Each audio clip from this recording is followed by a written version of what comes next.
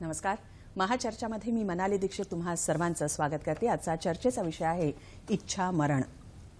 ऐच्छिक आणि सशर्त दयामरणाचा जी मुभा देणारा जो कायदा आहे तो होण्याचा मार्ग आता सन्माननीय सर्वोच्च न्यायालयाच्या घटनापीठानं जो निर्णय दिलेला आहे त्यामुळे सुकर होणार आहे. एकंदरीतच इच्छा मरण हा विषय जो आहे अतिशय संवेदनशील आहे आणि एक सामाजिक प्रश्नच बनत चाललेला आहे आणि म्हणूनच मागच्या अनेक वर्षांपासून याच्याबद्दल काथ्याकूट सुरू आहे. याबद्दल देखील दोन मतप्रवाह आहेत. काही जणांचं असं म्हणणं आहे जर का घटनेनं आम्हाला जगण्याचा अधिकार दिलाय तर ते जीवन संपवण्याचाही अधिकार आम्हाला का असू नये, त्याच्यात काय गैर आहे. तर दुसरा मतप्रवाह असा आहे की जर का इच्छामरणाला परवानगी दिली तर आत्महत्या त्याला परवानगी दिल्यासारखं होईल, असे दोन मतप्रवाह आहेत. या सगळ्याच्या पार्श्वभूमीवरती पडताळणी करून इच्छेला परवानगी देण्याच्या उद्देशानं सन्माननीय सर्वोच्च न्यायालयाचा हा जो निर्णय आहे तो खरोखरच स्वागतार्हच म्हणावा लागेल, त्यांना दिलासादायक आहे. आता जबाबदारी संसदेची आहे, सरकारची आहे. रुग्णहित आणि समाजहित डोळ्यासमोर ठेवून लवकरात लवकर कायदा कसा करता येईल हे सगळ्यात महत्त्वाचं ठरेल. इथे मला एक गोष्ट आवर्जून नमूद करावीशी वाटते की हा संवेदनशील विषय आहे. इथे या महाचर्चामध्ये सन्माननीय सर्वोच्च न्यायालयाच्या घटनापीठाचा जो निर्णय आहे त्याची चिकित्सा करण्याचा आमचा अजिबात उद्देश नाही. इनफॅक्ट तो जो निर्णय आलेला आहे तो दिलासादायक कशा प्रकारे आहे, कशा प्रकारे पुढचं मार्गक्रमण होणार आहे आणि इच्छा मरण याचे जे अनेक पैलू आहेत, कंगोरे आहेत, त्याच्यावरती प्रकाश टाकण्याचा आमचा उद्देश आहे. आणि इथे जे मान्यवर मंडळी आहेत त्यांच्या विचारमंथनातूनच हे कार्य आम्ही या महाचर्चाच्या माध्यमातून करणार आहोत.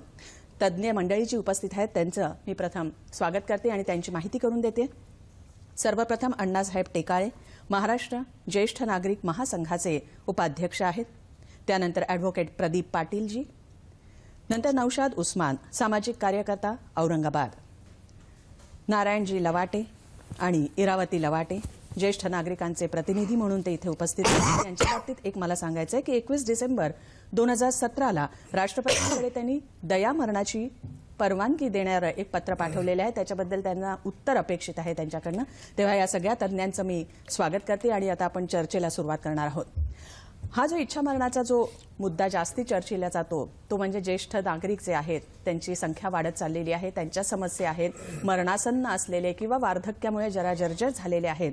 त्यामुळे सर्वात प्रथम माझा प्रश्न असेल ज्येष्ठ नागरिक महासंघाचे उपाध्यक्ष आहेत त्यांच्याकडे. अण्णासाहेबजी, मला तुम्हाला असं विचारायचं होतं की मुळात इच्छामरण का हवं आणि हा जो घटनापीठाचा जो निर्णय आलेला आहे सर्वोच्च न्यायालयाचा तो कसा बघताय तुम्ही? दिलासादायक आहे असं तुमचं म्हणणं होतं, काय सांगाल? माननीय सर्वोच्च न्यायालयाने इच्छा मरणासंदर्भात जो निर्णय दिलेला आहे तो ज्येष्ठासाठी नक्की दिलासा देणार आहे. कारण ज्येष्ठाचं वयोमान वाढल्यानंतर त्यांना दुर्दैव व्याधी, आजार या सामान्य जावं लागतं आणि अशा वेळी दुर्दैव व्याधीने ग्रस्त असताना उपचार करून देखील आपलं अवयव त्यांना प्रतिसाद देत नाही, मरण यातना भोगाव्या लागतात. अशा वेळी दुसरा काही पर्याय राहत नाही आणि अशा परिस्थितीमध्ये इच्छा मरणाचा जो निवाडा दिलेला आहे तो माझ्या दृष्टीनं जे रुग्ण ज्येष्ठ रुग्ण आहेत की ज्यांना उपचार करून प्रतिसाद मिळत नाही, ते वाचू शकत नाहीत, अशा ज्येष्ठ रुग्णासाठी हा निर्णय नक्कीच दिलासादायक आहे. जी प्रदीपजी, एक कायदे तज्ज्ञ म्हणून मला तुमचं मत हवं होतं की हा जो निकाल आलेला आहे सर्वोच्च न्यायालयाच्या घटनापीठानं दिलेला आहे, आम्हाला त्याचा ढाचा कळू शकेल का की घटनापीठ म्हणजे काय आणि कशा प्रकारचं व्हर्डिक्ट आलेलं आहे? प्रामुख्यानं इच्छामरण, ज्याला आपण इच्छामरण म्हणतो, त्याच्यामध्ये सर्वोच्च न्यायालयानं 9 मार्चच्या त्यांच्या न्याय निर्णयामध्ये जे काय म्हटलेलं आहे त्याच्यामध्ये युथेनेसिया हा शब्द त्यांनी वापरलेला आहे. युथेनेशिया हा मूळचा ग्रीक शब्द आहे. युथेनेशियाचा अर्थ होतो गुड डेथ, चांगलं मरण. मानवी जीवनामध्ये जसं जन्म आहे तसं मृत्यूही अटळ आहे आणि मग या सगळ्या विषयाचा सांगोपांग विचार करताना सर्वोच्च न्यायालयाच्या इतिहासात आतापर्यंत 1994ला पहिला खटला जो प्रामुख्यानं भारतीय संविधानाच्या आर्टिकल 21 आणि इंडियन पिनल कोडच्या कलम 309 आत्महत्या संबंधातला होता. तदनंतर 1996ला दुसरा निवाडा आला. 2011ला अतिशय प्रसिद्ध झालेला असा अरुणा शानबाग विरुद्ध केंद्र सरकार हा तिसरा निवाडा आणि 9 मार्चला आलेला हा परवाचा हा चौथा निवाडा. त्यामुळे स्वतंत्र भारतात आणि सर्वोच्च न्यायालयाच्या इतिहासामध्ये फक्त 4 निवाडे आले जे डिरेक्टली प्रत्यक्षपणे युथेनेशियाशी प्रामुख्यानं हे चर्चिले जातात. घटनापीठ हे 5 जणांचं होतं. भारताचे सर्वोच्च न्यायालयाचे मुख्य न्यायमूर्ती दीपक मिश्रा आणि त्यांचे अन्य 4 सहकारी यांचं हे घटनापीठ होतं. 5 जणांचं असल्याकारणाने त्यांना घटनापीठ म्हटलं जातं. आणि त्याच्यामध्ये निवाडा देताना जरी न्यायमूर्ती जरी 5 असले तरी फक्त सर्वोच्च न्यायालयाचे मुख्य न्यायमूर्ती दीपक मिश्रा आणि न्यायमूर्ती अजय खानविलकर यांचं एक स्वतंत्र निकालपत्र आहे. मात्र अन्य 3 न्यायमूर्तींनी आपापली स्वतंत्र निकालपत्र दिलेली आहेत. त्यामुळे जरी विषय एक असला तरी निकालपत्र मात्र 4 दिसतात आपल्याला. आणि ह्यामध्ये युथेनेशिया करताना ह्याच्यावर विचार मंथन करताना सर्वोच्च न्यायालयाचं एक बाब महत्वाची धरली पाहिजे की भारतीय संविधानाचं आर्टिकल 21 मध्ये त्याची जी व्याप्ती त्याचा जो स्पेक्ट्रम दिवसागणिक वाढत गेला. प्रामुख्यानं आर्टिकल 21 हे राईट टू लाईफ म्हणतं. घटनाकारांनी आणि सर्वोच्च न्यायालयाच्या वेगवेगळ्या निवाड्यांनी याचा स्पेक्ट्रम सर्वोच्च न्यायालयाच्या स्थापनेपासून ते परवाच्या निवाड्यापर्यंत वाढवत आणला. म्हणजे राईट टू लाईफ म्हणजे राईट टू डेथ इन्क्लुसिव्ह आहे ना? हो आहे.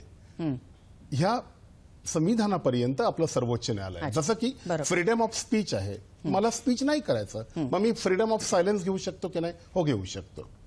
तेव्हा असा हा सगळा तो विषय आहे. आणि त्याच्यामध्ये सर्वोच्च न्यायालयाच्या ह्या जवळजवळ 538 पानांच्या जजमेंटमध्ये पॅसिव्ह युथेनेसिया त्यांनी भारतामध्ये सर्वप्रथम त्यांनी डिरेक्शन्स दिल्यात, त्यांनी गाईडलाईन्स दिल्यात आणि हे एक प्रागतिक पाऊल सर्वोच्च न्यायालयानं टाकलंय असं आपल्याला म्हणायला हवं. काय त्या डायरेक्शन्स आहेत किंवा काय जे निकष आहेत ते आपण नंतर जाणून घेऊया. नौशादजी, सामाजिक कार्यकर्ता म्हणून इच्छा मरण हा जो आजचा आपला चर्चेचा विषय आहे या विषयाकडे तुम्ही कसं बघताय आजच्या स्थितीत? मॅडम, मृत्यू हा कोणत्याही समस्येवर उपाय असू शकत नाही. इच्छा मरणाचा हा पण काही सोशल मीडियामध्ये हा पण एक मेसेज जातो की इच्छा मरणाची परवानगी दिलेली आहे अशातली गोष्ट नाही आहे. तर पॅसिव्ह युथनेशिया याची परवानगी दिलेली आहे. अजून ऍक्टिव्ह युथनेशिया म्हणजे एखाद्या रोग्याला त्याच्या अर्जावरून एखादे विष वगैरे किंवा इंजेक्शन वगैरे देऊन त्याला मारून टाकणं याची परवानगी अजूनही दिलेली नाहीये. कलम 309 नुसार ते अजूनही अपराध आहे. परंतु माणसाचे जे आयुष्य आहे त्याच्यावर त्याचा हक्क नाही आहे. तो कायद्यानं, घटनेनं, संविधानानं तो नाकारलेला आहे.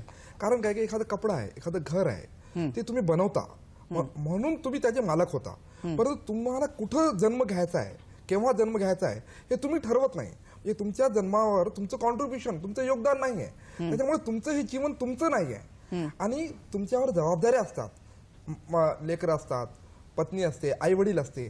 तर याच्यामुळे मर्यादा पडतात त्याच्या हक्कावर, त्याच्या मालकी हक्कावर मर्यादा पडतात. म्हणून कलम 309 सांगते की तुम्ही आत्महत्या करू शकत नाही किंवा हत्या करण्यासाठी देखील दुसऱ्यांना सांगू शकत नाही. नाहीतर जेव्हा या गोष्टी सगळ्या येऊ लागल्या की आम्हाला जे आहे ते उपचारबंदी आपण त्याला पॅथनेशिया, तर अतिशय फार दुर्गामी याचे परिणाम पडू शकतात. बरोबर, त्या परिणामांकडनं पण तुम्हाला जाणून घ्यायचंच आहे. काका, मला तुम्हाला विचारायचं होतं की आता आपला जो चर्चेचा विषय आहे इच्छा मरण, धडधाकट असताना, वृद्ध आहातच दिसतात असं आहात 83 वर्ष आणि नंतर, पण धडधाकट असताना कुठलाही रोग नसताना तुम्ही 21 डिसेंबर 2017 आणि त्याच्या आधीपासून अनेक वर्षांपासून तुम्ही आम्हाला दयामरण द्या अशी याचना करताय. याचिका तुम्ही दाखल केली आहे. परवानगीचं पत्र म्हणजे त्याची परवानगी द्या असं पत्र तुम्ही राष्ट्रपती रामनाथजी कोविंद यांना पाठवलेलं आहे. नेमकी ही इच्छा तुमच्या मनामध्ये का बळावू लागली? नेमकं कारण काय आहे? मी आधी स्पष्ट करू इच्छितो की मी राष्ट्रपतींना पाठवलेल्या पत्रामध्ये त्यांनी आम्हाला दयामरण द्यावं अशा प्रकारची त्यांना प्रार्थना केलेली आहे. आणि त्याचं कारण एवढंच आहे की आम्ही 75 वर्षाहून अधिक जगलेलो आहोत. आता आमच्या आयुष्यात करण्यासारखं काही उरलेलं नाही आहे. सध्या आम्ही केवळ खायला काळे भुईला भार अशा प्रकारचं भंगार आयुष्य जगतोय. तर ते आम्हाला जोपर्यंत आम्ही धडधाकड आहोत तोपर्यंत आम्हाला जर तुम्ही जायची परवानगी दिलीत किंवा त्याप्रमाणे तशी आदेश दिलेत तर तो आमच्यावर मोठा उपकार होणार आहे असं आमची त्यांच्याकडे प्रार्थना आहे. पण काका, तुम्ही कोणावरही डिपेंडंट नाही आहात, तुम्ही आर्थिकदृष्ट्या स्वावलंबी आहात, तुम्ही धडधाकट आहात, केवळ वृद्ध आहात, म्हणून या कारणानं तुम्हाला इच्छामरण दयामरण हवंय असं म्हणताय. ते कुठेतरी आम्हाला असं पटत नाही. तुम्ही आम्हाला पटवून देऊ शकाल का की का हवंय तुम्हाला? पटत नाही कारण असं आहे की तुम्ही आतापर्यंत जे आयुष्य जगलात आणि जे संस्कार तुमच्यावर झालेले आहेत ते तुम्हाला अशा प्रकारे विचार करायला परवानगी देत नाहीत किंवा त्याचं तुम्हाला स्वतःला गिल्टी कॉन्शियन्स वाटतं की असं देवाने मला हे आयुष्य दे तर मी अशा प्रकारे असं कसं करू. तर ते तुमचं कंडिशनिंग झालेलं आहे ना, ते आधी बाजूला केलं पाहिजे तरच तुम्हाला नवीन विचाराकडे बघता येईल. आणि म्हणून आम्ही असं मागणी केली की दयेचा अर्थ तुम्ही संकुचित न ठेवता दयेचा अर्थ तुम्ही व्यापक करा आणि आमच्यावर दया दाखवा. आणि दुसरी गोष्ट, आमच्या दोघांपुरताच तुम्ही निर्णय घ्या. कायदा वगैरे करण्याच्या भानगडीत पडू नका, कारण त्याचे दूरगामी परिणाम वेगळे होऊ शकतात. तर आमच्या दोघांच्या बद्दलच्या विनंती अर्ज आहे त्याचा आपण विचार करावा. बरोबर. इरावतीजी, आता काकांनी जसं सांगितलं की मला एक तुमच्या बाबतीत विचारायचं आहे की तुम्ही लग्न झाल्यानंतर आपण स्वतःहून दोघांनी निर्णय घेऊन मुलं होऊ देणार नाही असा निर्णय घेतला. मग ही पार्श्वभूमी आहे, तुमच्याकडे बघणारं कोणी नाहीये, त्या भावनेतनं तुम्हाला ही इच्छा होतीये का, ही बळावू लागलेली आहे का, हे मला जाणून घ्यायचं होतं. नाही, त्या इच्छेने आमच्याकडे कोणी बघायला नाही म्हणून नाही. आता आमचं दोघांचं वय असं आहे की आम्ही संन्यासाश्रमाच्या मागे, ते आमचं वय एवढं झालेलं आहे की आता माझं 78 वय आणि यांचं 87 वय. तर या वयाला आमचं आयुष्य जगून परिपूर्णपणे आम्ही जगलेलो, छान जगलेलो आहोत आतापर्यंत. कुठलाही आम्हाला त्रास झालेला नाही. तर आता आम्ही संन्यासाश्रमाकडे झुकल्यानंतर आम्हाला तर जगायची इच्छा नाही. म्हणून की आता आम्ही गेलो तरी चालेल, तर जगाचा आमच्या विना काही अडणार नाही आणि आम्हाला दोघांना म्हणून मरण हवं, इच्छा मरण हवं. इरावतीजी, आता मी येतेच आहे बाकीच्यांकडे. आता तुम्ही जो मुद्दा केला की 4 आश्रम होते, मात्र संन्यासाश्रमामध्ये जाताना कोणी सरकार किंवा राष्ट्रपती किंवा कायदा न्याय मंडळाकडे परवानगी मागत नव्हतं ना, ते आपणहून जात होते. मात्र तुमच्या बाबतीत असं होतंय की तुम्ही परवानगी मागताय की आम्हाला आमच्या दोघांच्या बाबतीत बाबा तुम्ही निर्णय द्या, आम्हाला परवानगी द्या. हे कसं काय, तुम्ही कसं पटवून देऊ शकाल? कारण बघा, एकूण आश्रम 4: ब्रह्मचर्याश्रम, गृहस्थाश्रम, वानप्रस्थाश्रम आणि संन्यासाश्रम. संन्यासाश्रम म्हणजे संसारातून मुक्त होऊन, वेगळं होऊन, जगा आपल्यापासून दूर जाणं. आता ही घटना आपण संन्यासाश्रमात जायचं जरी म्हटलं तरी आता हल्लीच्या काळामध्ये आम्हाला जायला वन शिल्लक नाही. कारण परवाच एका ह्याच्यात पाहिलं की वाघ तुमच्या घरात शिरलं संध्याकाळी. नुसतं एवढं नाही, वाघ लग्न मंडपामध्ये शिरला. तिसरी गोष्ट, वाघ हा कोंबड्यांची एक गाडी होती, त्या गाडीमध्ये शिरून त्यांनी 15 ते 20 कोंबड्या फस्त केल्या. म्हणजे हे का होत आहे? वाघ आपल्या ह्याच्यामध्ये काय यायला लागले? कारण आपण त्यांच्या हद्दीवरती अतिक्रमण केलं. अगदी बरोबर. अण्णासाहेबजी, आता लवाटे दाम्पत्य जे आहेत, आजी आजोबा, त्यांचं आपण बोलणं ऐकतोय. त्यांची जी मागणी आहे ऍक्टिव्ह युथनेशियाबद्दलची आहे. त्यांचं जे बोलणं ऐकल्यानंतर तुमचं एकंदरीतच ऍक्टिव्ह बद्दल आणि पॅसिव्ह युथनेशियाबद्दल ज्येष्ठ नागरिक संघाचे प्रतिनिधी म्हणून तुम्ही काय सांगाल? लवाटे कुटुंबियाबद्दल माझ्या मनामध्ये अत्यंत आदर आहे. त्यांची भूमिका अशी आहे की मरावे परी कीर्ती उरावे. पण सरसकट जर इच्छा मनाला आपण जर प्रोत्साहन दिलं, सरसकट जर इच्छा मनाला आपण मान्य केलं तर समाजातल्या अपप्रवृत्ती याचा गैरफायदा नक्कीच घेतील. कारण त्याच्यामुळं ज्यांना खरंच याची आवश्यकता आहे, जे काही जगू शकत नाहीत, मरण यातना भोगून सुद्धा त्यांचं जीवन जगणं शक्य होणार नाही, अशासाठी हा इच्छा मनाचा प्रश्न जो निवाडा दिलेला आहे सुप्रीम कोर्टानं, मान्य सर्वोच्च न्यायालयानं, तुम्हाला योग्य वाटतो. कारण ह्या लवाटे कुटुंबाची इच्छा अशी आहे की आपण जे आतापर्यंत केलंय ते समाजासाठी केलंय, आता आमचा काही उपयोग नाही असं नाही. तुमच्यासारख्या ज्येष्ठांचा समाजाला नक्कीच उपयोग आहे, तुमच्या ज्ञानाचा उपयोग आहे, सर्वांचा उपयोग आहे. आणि आता आपण अवयदानाचा चळवळ हाती घेतलेली आहे ज्येष्ठ नागरिकांनी जवळपास. आमचा संघ त्यासाठी कार्यरत आहे. बनवूसाठी अपप्रवृत्तीला म्हणजे कुठेतरी स्कोप मिळू नये म्हणून मला वाटतं की ह्या गोष्टीला प्रतिबंध घातला पाहिजे. बरोबर. प्रदीपजी, एखादा जेव्हा कायदा होतो तेव्हा साहजिकच त्याचा पळवाटा देखील काढल्या जातात. तर हा जो आता कायदा होणार आहे, आज डायरेक्टिव्ह दिलेले आहेत 9 तारखेला सर्वोच्च न्यायालयाच्या घटनापीठानं, त्याची एकंदरीतच प्रोसिजर काय असणार आहे, अटी शर्ती काय आहेत, काय सांगू शकाल? सर्वोच्च न्यायालयाच्या न्याय निर्णयामध्ये त्यांनी एक फार महत्वाची एक फ्रेझॉलॉजी वापरली आणि ती फ्रेझॉलॉजी आहे ऍडव्हान्स डिरेक्टिव्ह. जसं आजकाल आपण जसं कुठलाही माणूस जसं मृत्यूपत्र बनवतो, ज्याला आपण विल म्हणतो कॉमन पार्लन्समध्ये, तर ॲडव्हान्स डिरेक्टिव्हमध्ये सर्वोच्च न्यायालयानं देताना ह्या सगळ्या डिरेक्टिव्ह आणि गाईडलाईन्स अशा स्वरूपाच्या दिलेल्या आहेत की ज्याला कोणाला पॅसिव्ह युथेनेशिया घ्यायचा आहे किंवा स्वेच्छामरण पत्करायचं आहे, त्याच्यामध्ये 2 भाग त्यांनी केले. पहिला भाग की जर असे ॲडव्हान्स डिरेक्टिव्ह जर एखाद्या रुग्णानं केला तर भाग ए, आणि जर केला नसेल त्यांनी, म्हणजे जणू काही विल असेल, तर भाग बी. ॲडव्हान्स डिरेक्टिव्ह करताना जसं मृत्यूपत्रासाठी किंवा विलसाठी किंवा ज्याला आपण इच्छापत्र सुद्धा म्हणतो, त्यासाठी ज्या काही महत्वाच्या ज्या बाबी आहेत, महत्वाचे जे काही घटक आहेत की नंबर 1 तो सज्ञान वयाचा असला पाहिजे, नंबर 2 तो मानसिकदृष्ट्या सक्षम आणि उत्तम असला पाहिजे, तो काय करतोय आणि त्याचे कारणमीमांसा काय, त्याचे परिणाम काय होतील याची त्याला जाण असली पाहिजे. ह्या सगळ्या बाबी ह्या ॲडव्हान्स डिरेक्टिव्हमध्ये सुप्रीम कोर्टानं नमूद केलेल्या आहेत. मात्र त्याच्या पुढे देताना ॲडव्हान्स डिरेक्टिव्हमध्ये जे काही निकष घातलेत, ते निकष मात्र आपल्या देशामध्ये सर्वोच्च न्यायालयामध्ये सर्वप्रथम हे घालण्यात आले. ते असे की हे त्या संबंधित रुग्णानं किंवा तो जर रुग्ण त्या करण्यालायक स्थितीत नसेल, अनसाऊंड माइंडचा असेल, तर त्याच्या पालकानं किंवा त्याच्या नजीकच्या नातेवाईकानं असं ॲडव्हान्स डिरेक्टिव्ह करता येईल. ते 2 साक्षीदारांसमक्ष असलं पाहिजे. पण हे इथं थांबत नाही, तर 2 साक्षीदारांसमक्ष हे ॲडव्हान्स डिरेक्टिव्ह त्यांनी तयार केल्यानंतर स्थानिक ज्युडिशियल मॅजिस्ट्रेट फर्स्ट क्लास म्हणजे प्रथम वर्ग न्यायदंडाधिकारी यांची त्याच्यावर काउंटर सिग्नेचर पाहिजे. अच्छा. आणि जेएमएफसीनं ती काउंटर सिग्नेचर घेतल्यानंतर त्या ॲडव्हान्स डिरेक्टिव्हची एक प्रत संबंधित जेएमएफसी आपल्या डिस्ट्रिक्ट जजकडे पाठवेल, त्या रुग्णाकडे पाठवेल किंवा रुग्णाच्या कुटुंबियांकडे पाठवेल. आणि जेएमएफसीनं त्या ॲडव्हान्स डिरेक्टिव्ह डिस्ट्रिक्ट जजकडे पाठवताना स्वतःचं मत द्यायला पाहिजे, कोणत्या परिस्थितीत हे ॲडव्हान्स डिरेक्टिव्ह बनवण्यात आलं, त्याची परिस्थिती काय होती आणि त्याच्यावर त्यांचा अभिप्राय काय आहे. या अभिप्रायांसकट हे सगळं डिस्ट्रिक्ट जजकडे जायला पाहिजे. हे सगळे सोपस्कार आहेत जर ॲडव्हान्स डिरेक्टिव्ह जर त्यांनी बनवले तर. आणि त्याच्यानंतर जेव्हा शेवटी पॅसिव्ह युथेनेसिया आणि ऍक्टिव्ह युथेनेसियामध्ये मुख्यत्वे फरक काय असतो.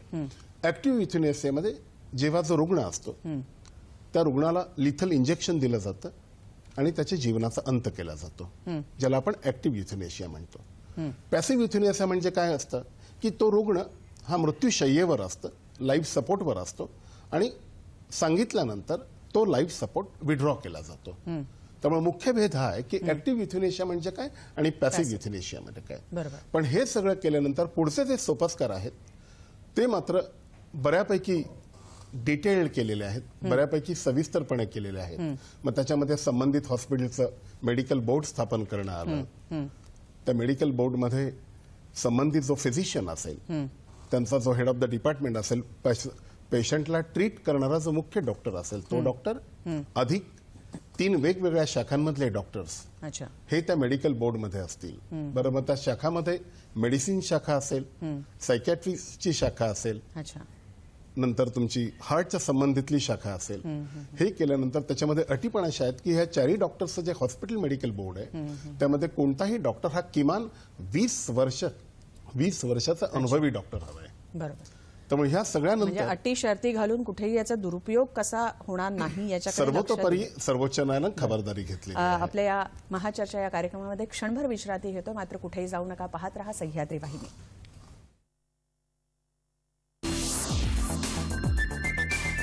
ब्रेकनंतर महाचर्चामध्ये पुन्हा एकदा सर्वांचं स्वागत. आजचा चर्चेचा विषय आहे इच्छामरण.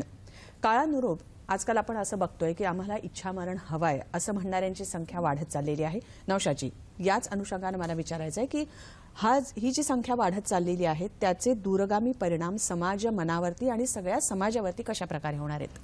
आज जसं वकील साहेबांनी सांगितलं की अटी आहेत, शर्त आहेत, शर्ती आहेत, परंतु कालांतराने हे सहजपणे गैरमार्गाने पूर्तता केली जाऊ शकते. म्हणजे ज्या देशामध्ये नेत्रहीनांना ड्रायव्हिंग लायसन्स देखील मिळू शकते अशा देशामध्ये गैरमार्गाने हे सहज आणि सोपं होऊ शकते कालांतराने. याचे दूरगामी परिणाम पहिला गोष्ट. आणि त्याचा परिणाम असा होईल की ज्येष्ठ नागरिकांच्या ज्या आज समस्या आहेत त्याच्यामध्ये वाढ होण्याची शक्यता आहे. आणि म्हणजे आज अजिबात समस्या नाही अशातली गोष्ट नाही, तर त्यांना एक कायदेशीर पळवाट मिळेल. म्हणजे की जसं ज्येष्ठ नागरिकांच्या एकटं राहत असताना त्याच्यावर हल्ला होणं, त्यांच्यावर खून होणं वगैरे हे असे पण प्रकार या डायरेक्टिव्हमुळे कसं काय होईल ते सांगतो ना की त्याच्यानंतर तो सांगू शकते किंवा यांना जे आहे ते लिथल इंजेक्शन देण्यात आलं आणि यांचं हे बघा कागद, हे त्यांची अंगठा, हे सगळे प्रकार वाढू शकते. म्हणजे नातेवाईकांकडून होऊ शकते. जे वारसदार आहेत त्यांच्याकडून या घटना घडू शकतात. दुसरी गोष्ट की तो समाज कसा असेल त्याची कल्पनाच करवत नाही. म्हणजे किती करून विनोद घडू शकतात की एखादा डॉक्टर पार्टी लावू शकतो की आमच्याकडे दयामरण दिले जाईल किंवा दयामरण स्पेशालिस्ट.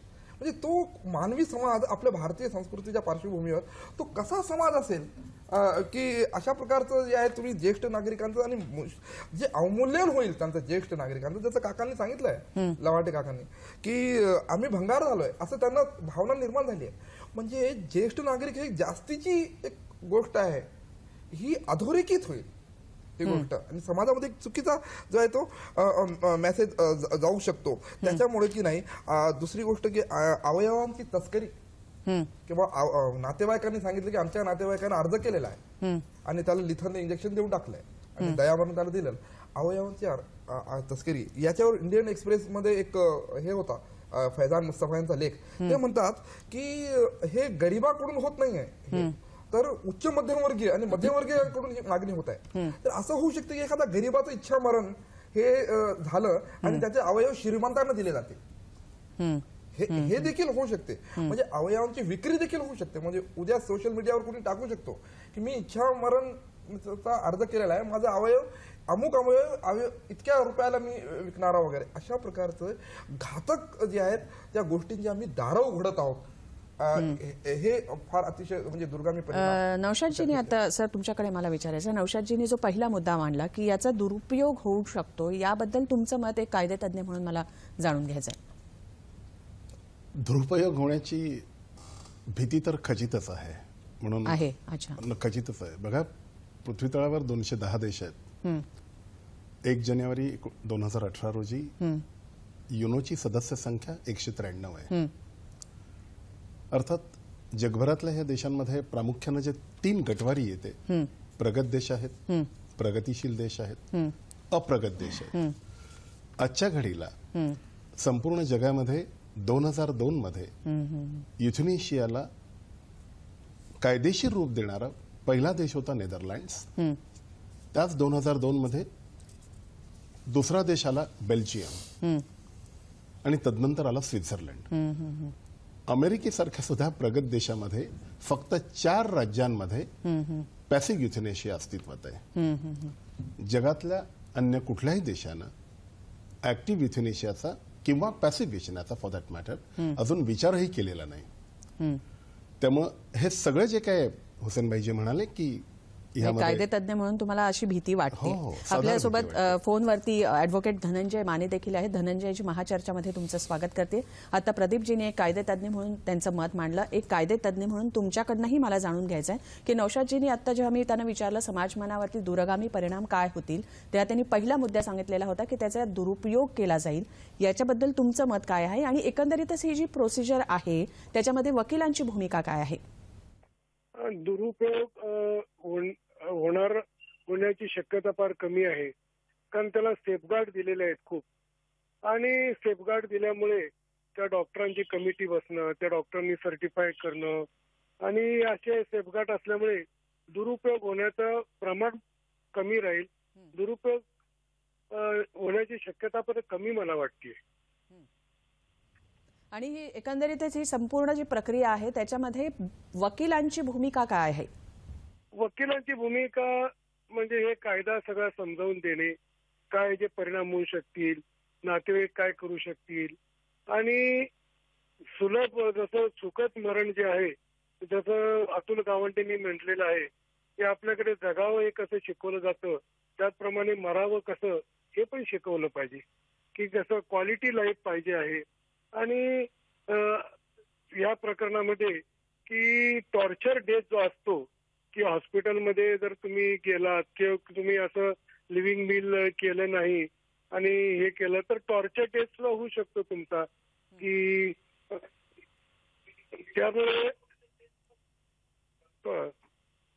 त्यामुळे हे जे परिणाम चांगले काय परिणाम आहेत आणि वाईट परिणाम काय आहेत ते वकील त्या ह्याला सांगू शकतात. आणखी मगाशी प्रदीपजींनी जसं सांगितलं की ॲडव्हान्स डायरेक्टिव्ह आपण तयार करून ठेवू शकतो जेव्हा आपण धडधाकट असतो की हे झालं, मी मरणासन्न झालो, मी ठराविक लेवलपर्यंत पोहोचलो तर मला दयामरण द्यावं. या डायरेक्टिव्हमध्ये जर का आपण लिहायचं झालं तर माझ्यावरती उपचारांचा खर्च किती असावा किंवा कोमात गेलो तर काही कालावधी हा देखील आपण नमूद करू शकतो का? कायदेतज्ञ म्हणून काय सांगाल? म्हणजे तुम्ही तेच लिहिले की लिव्हिंग विल एक म्हणू शकतो किंवा त्यालाच आपण ऍडव्हान्स मेडिकल डिरेक्टिव्ह म्हणू शकतो, टेक्निकल शब्द. त्यामध्ये तुम्ही लिहू शकता ना की मला हे आजार समजा झाले आणि असा आजार झाले तर मला उपचार करायचे नाहीत असं आपण लिहू शकतो. आपण त्याच्यामध्ये डायरेक्ट किती खर्च करावा हे एवढे डिटेल्स आपण लिहू शकतो. डिटेल्स तुम्ही 3 लाखापर्यंत झालं त्याच्यानंतर असेल तर माझ्यावरती उपचार करू नका एवढं स्पष्ट आपण त्याच्यात नमूद करू शकतो. जे आहे डायरेक्शन ते कुठलंही डायरेक्शन तुम्ही देऊ शकता त्यांना. अच्छा. आणि आता जो सुप्रीम कोर्टाच्या घटनापीठानं जो निर्णय दिलेला आहे त्याच्यानंतर मगाशी आपण जेव्हा अटी शर्ती म्हणत होतो त्याच्यामध्ये मेडिकल बोर्डला सर्वाधिक जास्त अधिकार दिलेले आहेत. म्हणून मी खास करून तुम्हाला विचारलेलं होतं की वकिलांची भूमिका काय या सगळ्या प्रक्रियेमध्ये. वकिलांना तसे कमी अधिकार दिलेले आहेत, जास्त मेडिकल काहीच नाही. वकिलांना अधिकार आहेत काही दिलेले नाही. वकील फक्त मदत करू शकेल पेशंटला ते असं करा ते करा म्हणून, बाकी दुसरं काही नाही. बरोबर. आणि आता जसं नौशादजींनी सांगितलं की प्रॉपर्टी हडपण्यासाठी किंवा त्याचा गैरवापर होऊ शकतो, अपप्रवृत्ती ज्या वाईट असतात त्यांना फायदा होऊ शकतो. या अनुषंगानं एक कायदे तज्ज्ञ म्हणून तुम्ही महाचर्चेच्या प्रेक्षकांना काय मार्गदर्शन करू शकाल की जेणेकरून याचा दुरुपयोग होणार नाही? म्हणजे ॲडव्हान्स डायरेक्टिव्ह लिहिणं किंवा एकंदरीतच मृत्यूपत्र अशा प्रकारचे काही तुम्ही गायडन्स देऊ शकता का की जेणेकरून लोकांनी जे ॲडव्हान्स मेडिकल डिरेक्टिव्ह देताना किंवा लिव्हिंग विल करताना जवळचे नातेवाईक तुमचे कॉन्फिडन्स मधले जे नातेवाईक आहेत त्यांना पूर्ण कल्पना द्यायला पाहिजे. आणि ज्या मेडिकल बोर्ड असल्यामुळे तसा दुरुपयोग होणार नाही याची मला खात्री आहे तुम्हाला. आता सगळेच काय डॉक्टर तसे नसणार तर सगळ्या डॉक्टरना कुठला नातेवाईक मॅनेज करून त्याला मारून टाका मला प्रॉपर्टी घ्यायची आहे असं करू शकणार नाही. त्याला सुप्रीम कोर्टाने खूप मोठे हे दिलेले आहेत, सेफगार्ड दिलेले आहेत. त्यामुळे त्याचा दुरुपयोग होण्याची शक्यता फार कमी आहे, रिमोटली आहे. आणखीन एक जाता जाता शेवटचा प्रश्न मला विचारायचा आहे की आत्ता 9 मार्चला घटनापीठानं जो निर्णय दिलेला आहे त्याच्यातल्या ज्या सगळ्या तरतुदी आहेत त्या कधीपासून लागू होणार आहेत? त्या कधीपासून लागू होणार आहेत? आता जेव्हा सुप्रीम कोर्टाचा निकाल लागला तेव्हापासून लागू झालेल्याच आहेत. आता त्याचे जे नियमावली जी आहे ती नियमावली येईल, प्रत्येक हॉस्पिटलकडे येईल, प्रकाशित होईल, त्याप्रमाणे कामकाज चालू होईल. म्हणजे तुमच्या म्हणण्याप्रमाणे कायदा होण्याची गरज नाही आहे आता की आता म्हणजे 9 मार्च पासून त्या लागू झाल्या आहेत? हो, सुप्रीम कोर्टचा निर्णय हा कायदाच असतो. बर जी, धन्यवाद धनंजयजी. खूप खूप छान माहिती दिली तुम्ही दूरध्वनीवरनं. काका तुमच्याकडे यायचं मला की तुमच्या वेगवेगळ्या स्तरावरती तुम्ही आम्हाला दयामरण द्या, भीक अशा प्रकारे याचना केलेली आहे आणि तुमची तशीच इच्छा आहे. कुठल्या स्तरांवरती तुम्ही कशा प्रकारे किती वर्षांपासून प्रयत्न करताय? मी पहिलं पत्र 1987 साली right to die with dignity म्हणून आपल्या मुंबईमध्ये एक संस्था आहे त्यांच्यावर करत असताना मला त्या संबंधातील निर्णया प्रकारची माहिती आणि कोर्टाचे निर्णय वगैरे या संबंधित माहिती मिळाली आणि त्याचाच आधार घेऊन नंतर ज्याला अरुणा शानबाग यांची प्रकरण बाहेर आलं त्याला नंतर त्या प्रश्नाला जास्त उठाव आला आणि त्याची चर्चा जास्त व्हायला लागली. एखादा मनुष्य 40-42 वर्ष कोमामध्ये ठेवता तुम्ही आणि त्याला कोणत्याही प्रकारची दया दाखवत नाही, त्या माणसाला स्वतःचं आयुष्य कसं आहे हे सुद्धा माहिती नाही, तो केवळ व्हेजिटेटिव्ह स्टेटमध्ये जगतोय. तर ज्या संबंधात काहीतरी व्यवस्था व्हायला पाहिजे.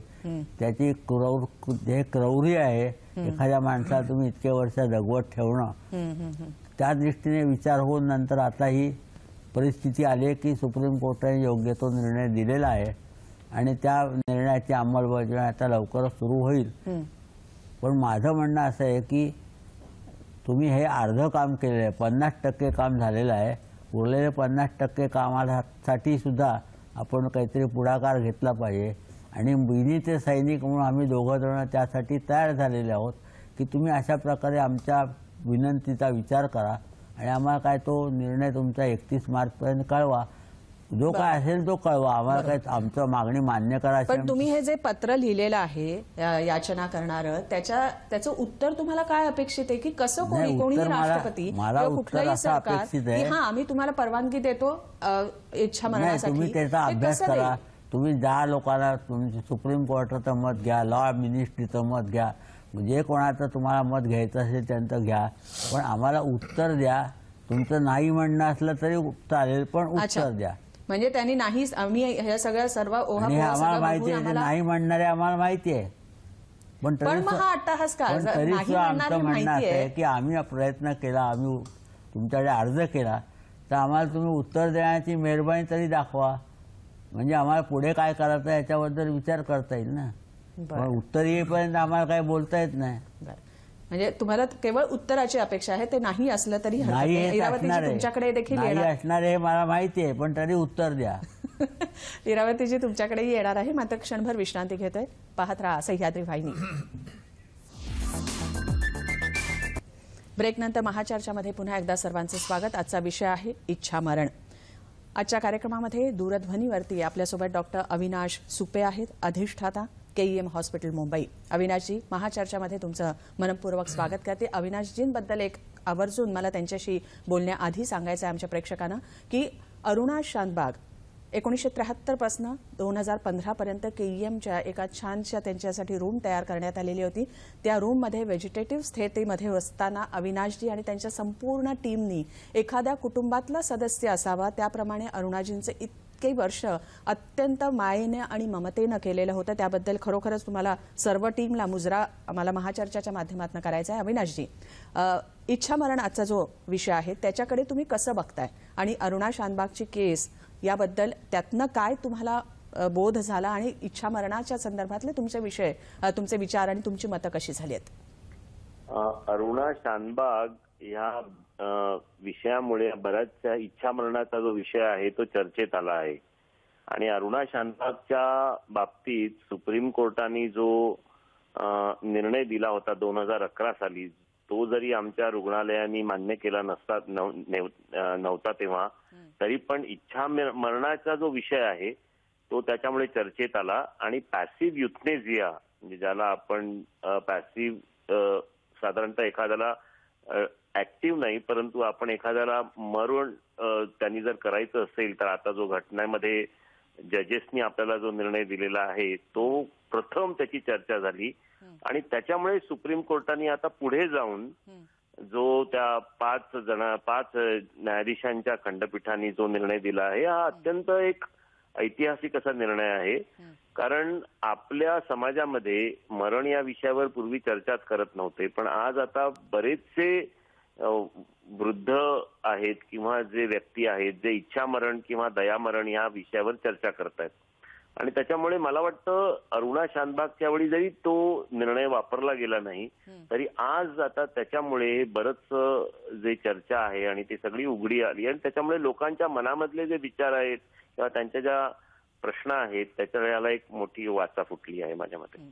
अविनाशजी, एक वेगळा प्रश्न, जेव्हा तुम्ही वैद्यकीय पेशा स्वीकारता तेव्हा एक शपथ घेतली जाते, त्यामुळे या इच्छा मरणाकडे बघत असताना असंही एक मत दिसतं की हा वैद्यकीय पेशाच्या नैतिकतेच्या विरोधातला झगडा आहे, तर याच्याबद्दल तुम्ही काय सांगाल? हे बघा, याच्यामध्ये कसं आहे की आज डॉक्टर म्हणून मी नेहमी एखाद्या रुग्णाचा जीवच वाचवण्याचा प्रयत्न करत असतो. एखाद्या रुग्णाला किंवा एखाद्या व्यक्तीला मरण देणं हे नॉर्मली डॉक्टरी पेशाला आपल्या नैतिकतेच्या विरुद्ध वाटतं, हे खरं आहे. आणि त्याच्यामुळे एखाद्याचं आयुष्य हे पेन फ्री म्हणजे दुःख विरहित व्हावं आणि ह्याच्यासाठी जास्त प्रयत्न करावेत माणसांनी, की म्हणून आपल्याकडे आपण एखाद्याचं आयुष्य आपण किती चांगलं करू शकतो, इव्हन त्याला जरी विविध प्रकारचे आजार असले तरी आपण आपल्या वैद्यकीय उपचारांबाबत त्याचं कसं दुःख कमी करावं याच्यावर प्रयत्न करायला पाहिजेत. आणि त्याच्यातूनही काही झालं नाही तरच माझ्या मते मग एखादा अगदी खूप कोमामध्ये आहे आणि आता आपल्याला कल्पना आहे की तो आता त्यांनी आधी इच्छा व्यक्त केली होती आणि मग त्याला आता त्रास होतोय असं दिसतंय, तरच मात्र पेशंटच्या त्या इच्छेप्रमाणे मग ह्याचा विचार केला जावा असं माझं मत आहे. आपल्या देशामध्ये पॅलिएटिव्ह केअर हा जो विषय आहे हा जेवढा विकसित व्हायला पाहिजे तेवढा झाला नाही. खरं तुम्ही केरळमध्ये वगैरे गेलात तर आज तिथे तालुक्याच्या प्रत्येक प्लेसला पॅलिएटिव्ह केअर सेंटर्स आहेत आणि त्याच्यामुळे प्रत्येक रुग्णाला ते पॅलिएटिव्ह म्हणजे दुःख विरहित करण्याचा खूप प्रयत्न करतात आणि त्याच्यामुळे तिथे असं जर आपण आपल्या भारतभर पॅलिएटिव्ह केअर सुरू केली तर मला वाटतं इच्छा मरण असे मागणारे लोक कमी होतील. मग फक्त अशा काही ज्या विशिष्ट गोष्टी असतात, जेव्हा कोमामध्ये खूप काळ असतात किंवा प्रोलॉंग व्हेंटिलेशनवर वगैरे लोक असतात, तिथेच हा माझ्या मते प्रश्न येईल माझ्या मते. अविनाशजी, आणि आता 9 मार्चला जो सन्माननीय सर्वोच्च न्यायालयाच्या घटनापीठानं जो निर्णय दिलेला आहे त्याच्यामध्ये सगळ्यात जास्त, जर का ती एकंदरीतच वर्डिक्ट वाचलं तर त्याच्यामध्ये सगळ्यात जास्त जबाबदारी जी आहे ती मेडिकल बोर्ड अर्थात डॉक्टरांवरती सोपवलेली आहे. तर त्याबद्दल विस्तारानं काय सांगता येईल तुम्हाला? हे बघा, डॉक्टरांवर खरोखरच त्यांनी जो निर्णय दिला आहे त्याच्यामध्ये त्यांनी 2 बोर्ड्स बनवलेली आहेत. एक म्हणजे त्यांच्या जी संस्थेमध्ये आपण काम करतो त्यांच्या तिथे त्यांनी काही डॉक्टर्स घेतले आहेत, न्यूरोलॉजिस्ट आणि वगैरे असे, की त्यांचं एक बोर्ड आहे आणि त्या डॉक्टरांनी चर्चा करून एक निर्णय द्यायचा आहे आणि तो निर्णय मग कलेक्टरकडे जाणार आहे आणि त्या कलेक्टरनी पुन्हा एक बोर्ड करून पुन्हा एक डॉक्टरांचं बोर्ड करून एक निर्णय द्यायचा आहे. म्हणजे त्यांनी हा निर्णय देण्यासाठी खूप फिल्टर्स असे टाकलेत आणि त्यांनी बऱ्याचशा असं याच्यातून कोणी त्याचा गैरवापर करू नये म्हणून त्यांनी हा निर्णय जास्त सेफ करण्याचा प्रयत्न केलाय. परंतु कधी एखादा जो निर्णय असतो तो जर सोपा असेल तर त्याचा गैरवापर होतो आणि तो जर आपण असे खूप फिल्टर्स टाकले तर ते सेफ होतात, परंतु त्याचा उपयोग किती होईल हे सांगणं कठीण आहे. परंतु आपल्या देशामध्ये याचा गैरवापर होऊ शकतो असं त्या सुप्रीम कोर्टाच्या निर्णयामध्ये आहे आणि म्हणून त्यांनी ह्या अशा अटी आणि शर्ती टाकल्या आहेत असं त्यांनी नमूद केलंय. आणि एका दृष्टीने ते बरोबर पण आहे, कारण आपल्या देशामध्ये कधी कधी याचा गैरवापरही होऊ शकेल जर आपण ते अगदी लूज वगैरे असं ठेवलं तर.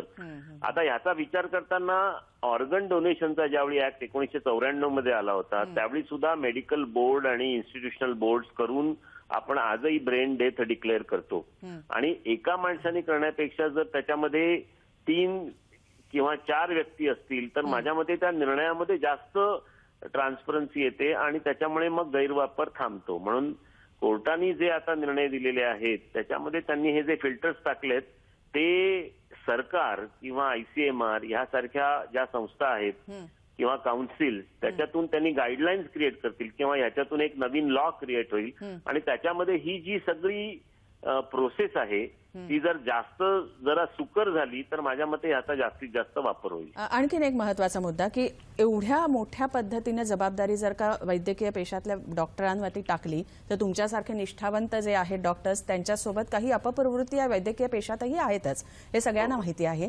तर अशा वेळेला हॉस्पिटलचं बिल आम्हाला जास्तीत जास्त कसं मिळेल? जर का तो दयामरणासाठी जर का तो म्हणजे त्याला देऊ शकत असू त्या कंडिशनमध्ये असला तरी तो वैद्यकीय डॉक्टर एखादा तसं देणार नाही सर्टिफिकेट की नाही, कारण त्याला बिल उकळायचंय. तर ह्या अपप्रवृत्तीनं कुठे लगाम कसा लागेल? कारण आता हे तुमचा जो मुद्दा आहे की एखादं बोर्ड आहे ते प्रोलॉंग ठेवेल आणि याच्यात वेळ घालवेल, हा खरं तर याच्यावरही विचार करण्यासारखा आहे. कारण तुम्ही म्हणता असं होऊ शकेल, परंतु इथे आता रिलेटिव्हनी जर इच्छा व्यक्त केली, त्यांनी जर स्वतः लिव्हिंग विल दिलं असेल आणि जर रिलेटिव्हनी पण इन्सिस्ट केलं की त्यांनी लिव्हिंग विल असं दिलं होतं तर कदाचित त्यांना तो लवकर निर्णय घ्यावा लागेल. आणि अशा प्रकारे याच्यामध्ये सर्वजण इन्व्हॉल्व्ह असल्यामुळे मला वाटतं अशा प्रकारचे गैरवापर कमी होतील अशी अपेक्षा आहे. कारण आपल्याकडे व्हेंटिलेटरची नेहमी कमीच असते ना. बरं, आता व्हेंटिलेटरच्या कमतरतेचा मुद्दा तुम्ही उपस्थित केला. अगदी मला अण्णासाहेबांना देखील तुमच्याशी बोलायचं आहे. मला विचारायचं आहे की हा ज्या सगळ्या सिस्टम्स आहेत, वैद्यकीय उपकरणं जी आहेत त्यांची देखील कमतरता आहे. म्हणून बरेचदा असंही एक मत मांडलं जातं की अरे व्हेंटिलेटर्सची कमी आहे, मग हा जर का रुग्ण वाचणारच नसेल तर त्याला कशाला, मग त्याला का नाही इच्छामरण द्यायचं? तर ही उपकरणांची संख्या कुठेतरी वाढवण्याच्या दृष्टीने एकंदरीतच प्रयत्न नकोत का व्हायला? हो, अगदी तुमचं म्हणणं अगदी बरोबर आहे. कारण आज आता महानगरपालिकेमध्ये, मुंबई महानगरपालिकेमध्ये यावर्षी आपण 280 व्हेंटिलेटर्स विकत घेतलेत आणि जवळजवळ प्रत्येक आयसीयू बेडला एक व्हेंटिलेटर असं आपलं एक सूत्र आहे. आणि यावर्षी आपण 180 नवीन आयसीयू बेड्स पण क्रिएट केलेली आहेत. त्याच्यामुळे आपण ह्याची वाढवतो आहे संख्या, परंतु नुसते बेड्स आणि व्हेंटिलेटर्स वाढून चालत नाही. त्याच्याबरोबर असलेला स्टाफ, त्याबद्दल असलेले डॉक्टर्स, याची हळूहळू वाढ होणे आवश्यक आहे. आणि ह्याचा एक ह्या इच्छा मरणाचा जो आता त्यांनी जो घटनांनी म्हणजे खंडपीठाने जो निर्णय दिलाय त्याचा एक तुम्ही म्हणलात तसा एक वेगळा पण एक विचार होऊ शकतो की बऱ्याच वेळा आपल्याकडे एखादा पेशंट आहे तो व्हेंटिलेटरवर आहे आणि आपल्याला माहिती आहे की तो आता अनेक महिने असा व्हेंटिलेटरवर राहणार आहे, तर मग कदाचित आपल्याला आपल्याकडे बाकीचे जे पेशंट्स आहेत ते वाचू शकतील त्यांना सुद्धा आपल्याला त्यांचं फायनान्शियल बर्डन करून आपण पेशंट्सना वाचवण्याचा सुद्धा विचार याच्यामध्ये होऊ शकतो. अर्थात हे सगळं करत असताना याचा गैरवापर कसा होणार नाही याच्यावर सगळ्या सरकारनी ज्या आपण अटी शर्ती किंवा निर्माण करू त्याच्यामध्ये आपण ह्याच्यासाठी सगळे फिल्टर्स लावायला पाहिजे. बरोबर. अविनाशजी, आपल्या कार्यक्रमामध्ये एक तज्ज्ञ म्हणून ज्येष्ठ नागरिक महासंघाचे उपाध्यक्ष अण्णासाहेब जे आलेले आहेत त्यांना देखील तुमच्याशी काही बोलायचंय. जी बोला ना. माननीय सुपे साहेब, सर्वप्रथम मी तुमचा आभार मानतो की तुम्ही पॅलिएटिव्ह केअर वॉर्डची मागणी उचलून धरली. कारण आपण सांगितलं केरळमध्ये पॅलिएटिव्ह केअर वॉर्डची संख्या भरपूर आहे, पण आपण महाराष्ट्रामध्ये माझ्या माहितीप्रमाणे कदाचित चुकीचे असेल, मुंबईमध्ये सरकारी हॉस्पिटलमध्ये कॉर्पोरेशन हॉस्पिटलमध्ये एकही पॅलिएटिव्ह केअर वॉर्ड नाहीये. बरोबर आहे सर? हो बरोबर आहे. खासगी ठिकाणी आहेत, टाटामध्ये आहेत, आणखी 1-2 ठिकाणी आहेत. आपल्या माध्यमातून मला सरकारला विनंती करायची की आपलं सरकारी दरबारी वजन चांगलं आहे, आपण एक प्रतिष्ठित डॉक्टर आहात, एका हॉस्पिटलचे डीन आहात, तर आमची एक ज्येष्ठ नागरिक संघाची मागणी आहे सरकारकडे. यापूर्वी बरेच दिवस झाला मी मागणी करतोय की मरण यातना भोगला यातना कमी करण्यासाठी पॅलिएटिव्ह केअर वॉर्ड जर स्थापन झाले त्या माध्यमातून थोडी इच्छा मरणाकडे जाण्याची संख्या आहे तुम्हाला कमी करता येईल. आणि आपण ह्यासाठी आम्हाला काही मदत कराल का पॅलिएटिव्ह केअर वॉर्डसाठी? त्याच्याबद्दल त्यांनी आता अगदी नक्की आम्ही आमच्या दृष्टीने याच्यावर चर्चा पण झाली आहे आणि आम्ही या दिशेने पावलं उठण्याचे प्रयत्न पण आमचे सुरू आहेत. आणि केईएम रिफर्मरी आणि टाटा हॉस्पिटलच्या ज्या आहेत त्याच्याबरोबर आम्ही सहयोग करून पॅलिएटिव्ह केअर ही केईएम, सायन नायर किंवा इतर ठिकाणी कशी चालू करता येईल याच्यावर आमचा विचार पण चालू आहे. बरोबर. नौशादजी, आपल्याकडे सामाजिक कार्यकर्ता आहे, अगदी थोडक्यात प्रश्न विचारा अविनाशजी. आरोग्यविषयक सोयी आणि सुविधांविषयी आता एक मागणी केली. मला अशी एक अजून एक सजेशन द्यायचं आहे की जेनेरिक औषधांविषयी थोडासा तुम्हाला डॉक्टरांचा थोडासा, सगळ्यांचा नाही परंतु जास्तीत जास्त थोडासा नकारात्मक दृष्टिकोन असतो, तर औषधांच्या किमती त्यामुळे कमी होऊन मला वाटतं की अशा प्रकारच्या ज्या मागण्या होत आहेत इच्छामरणाच्या वगैरे त्या कमी होऊ शकतील.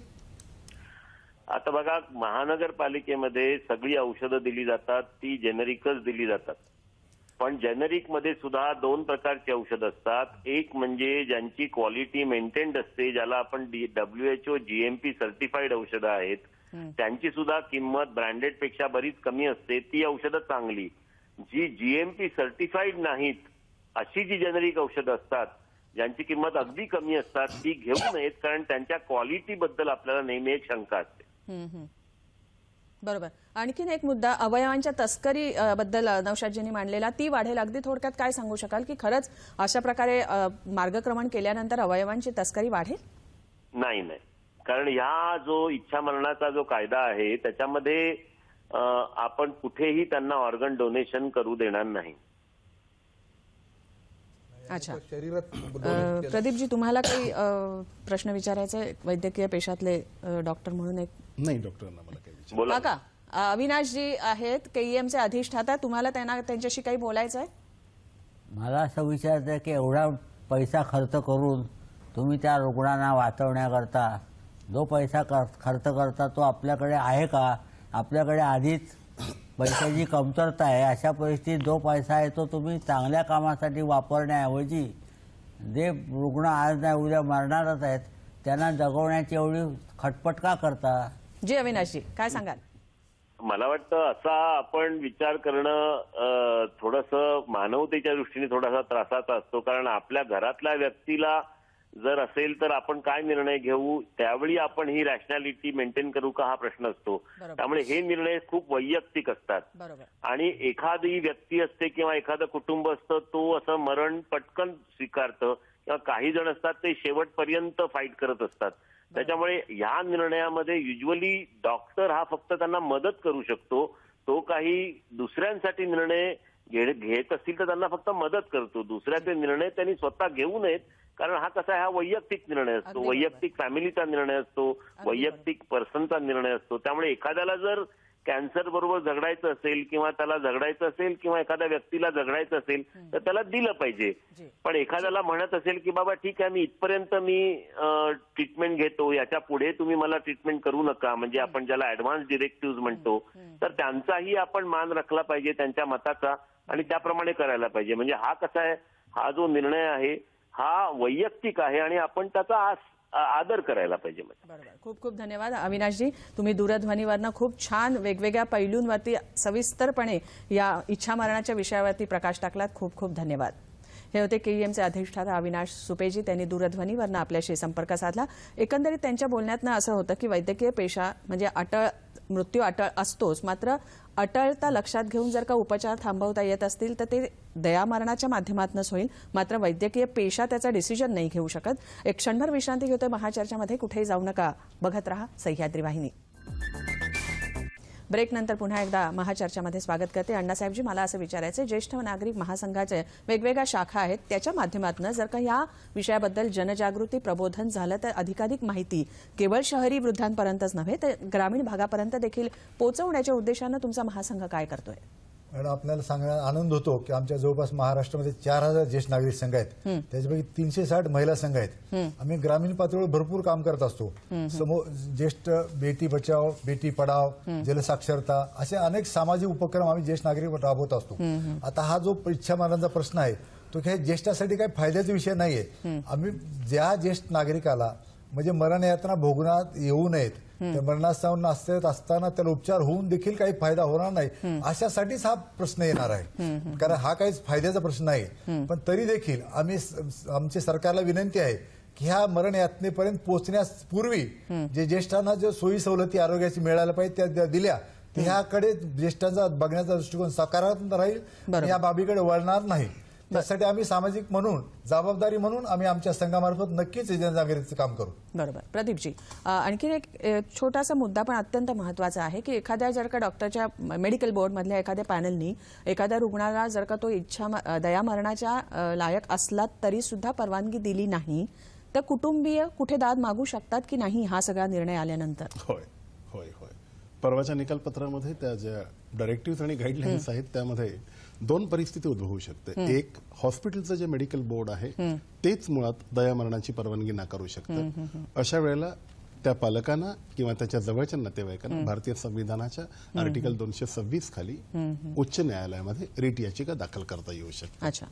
दोन्ही परिस्थिती असतात. कदाचित हॉस्पिटल मेडिकल बोर्ड अनुमती देईल इच्छामरणाला, म्हणजे तशी दाद मागू शकतात. नौशादजी, अगदी थोडक्यात मला तुमच्याकडनं जाणून घ्यायचं आहे की अशा प्रकारे जर का दयामरणाला मान्यता दिली तर कुठेतरी नैराश्यवाद फोफावणार नाही समाजामध्ये की मतिमंदत्व, व्यंगावती मात करून काही जण इच्छाशक्तीच्या जोरावर जगतायत, एक प्रेरणा देत आहेत, तर अशा प्रकारे कुठेतरी नैराश्यवाद नाही पसरणार? एकीकडे हे उदाहरण आणि एकीकडे दयामरण मागणारे व्यक्तींचं उदाहरण, काय सांगाल अगदी थोडक्यात? बिलकुल. स्टीफन हॉकिन्स आता यांचं हे झालं, अगदी बरोबर. शास्त्रज्ञ होते, फक्त 3 बोटं त्यांची हालत होते आणि त्यांनी वेगवेगळ्या थेरीज लिहिल्या. त्याचं उदाहरण आहे. याचं मूळ कारण काय आहे की लव्हाटे जे दंपती आहे यांची जे अर्ज केला, तर मला असं वाटतं की त्यांचा विचार केल्यानंतर असं कळतं की त्यांचं एक प्रोटेस्ट आहे, एक निदर्शन आहे की जे ज्येष्ठ नागरिकांच्या ज्या समस्या आहेत त्यांच्याकडे ते लक्ष वेधू इच्छितात असं मला वाटतं.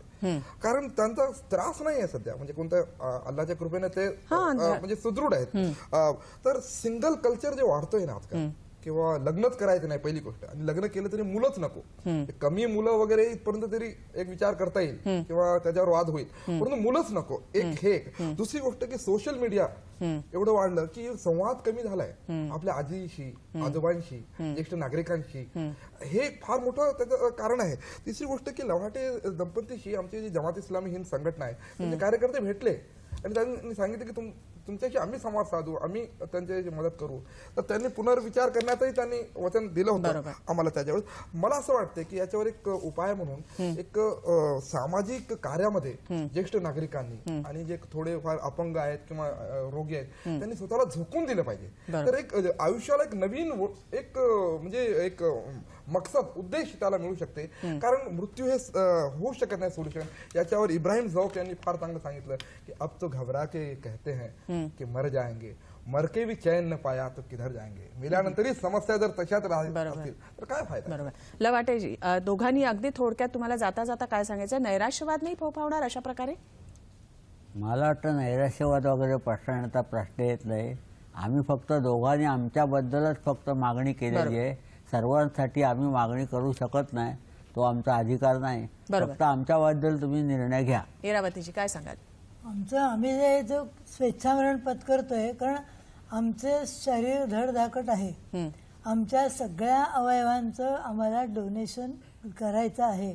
ते इतरांना डोळ्यापासून कातडी, डोळे, हल्ली हार्ट देखील इकडचे इकडे दुसऱ्या व्यक्तीला बसवता येतं. आणि आम्हाला कुठल्याही प्रकारचा दोघांनाही रोग नाही. त्यामुळे आम्हाला त्याची परवानगी मिळावी की आमचं, मी तर अशी बऱ्याच वेळा कल्पना करते की माझं हृदय घेऊन कोणीतरी जाते आणि ते यांची मुख्यमंत्र्यांची गाडी देखील जिथे अडवली तशी गाडी करता कशा करता, तर दुसऱ्याला हृदय दान करण्याकरता. ते मला अर्थात मला कळणार नाहीये, पण त्याच्यामध्ये मला आनंद वाटेल. आणि म्हणून अवयव दानाकरता आम्ही हे करतोय. पण अवयव दानासाठी मरणोत्तर अवयव दानही करू शकता की त्याच्यासाठी आम्हाला अवयव दान करायचंय म्हणून आम्हाला मरण द्या, हा मार्ग नाही का? हा पर्याय नाही होऊ शकत. आम्हाला सगळ्या अवयवांचं दान करायचं. त्वचा, डोळे, कातडी, देहदानच केलेलं आहे आम्ही. हा, पण मग सगळं आवडतं म्हणजे बरं. आम्ही इतके वर्ष भोगले ना जीवन, 75 वर्ष जगलो, आता इट इज टू फार.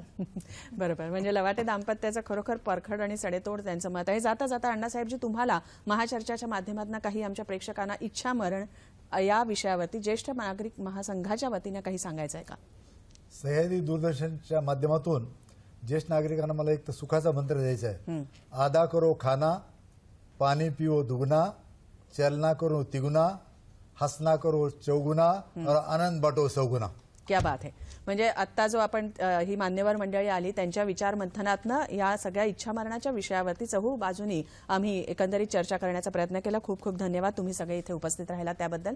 असं म्हटलं जातं की कायदा केला की त्यामुळे त्याचा दुरुपयोग होऊ शकतो, म्हणून कायदाच करायचा नाही हा पर्याय होऊ शकत नाही. त्यामुळे त्याचा दुरुपयोग कसा होणार नाही याची जबाबदारी जशी समाजाची, जशी डॉक्टरांची, तशीच वैयक्तिकही आहे. जर का प्रत्येक व्यक्तीनं ॲडव्हान्स्ड डायरेक्टिव्ह लिहून ठेवली किंवा मृत्यूपत्र आपल्या मालमत्तेबद्दल करून ठेवलं तर त्याचा काही अंशी दुरुपयोग या कायद्याचा होणार नाही. त्यामुळे सजग राहा, सतर्क राहा आणि अशा प्रकारे आपलं मरण सुखांत असू दे किंवा आपलं मरणही खूप छान सन्माननीय असू शकतं असं जर का मत असेल तर त्या दृष्टीने मार्गक्रमण करा, एवढंच आम्हाला या माध्यमातून सांगायचं आहे. आणि कायदा आहेच तुमच्या सोबतीला, मात्र त्याच्यामुळे जीवन जसं सुंदर तसंच मरण देखील सन्माननीय होऊ दे हीच इच्छा आहे. खूप खूप धन्यवाद. आजची महाचर्चा आम्ही इथेच समाप्त करतोय. नमस्कार.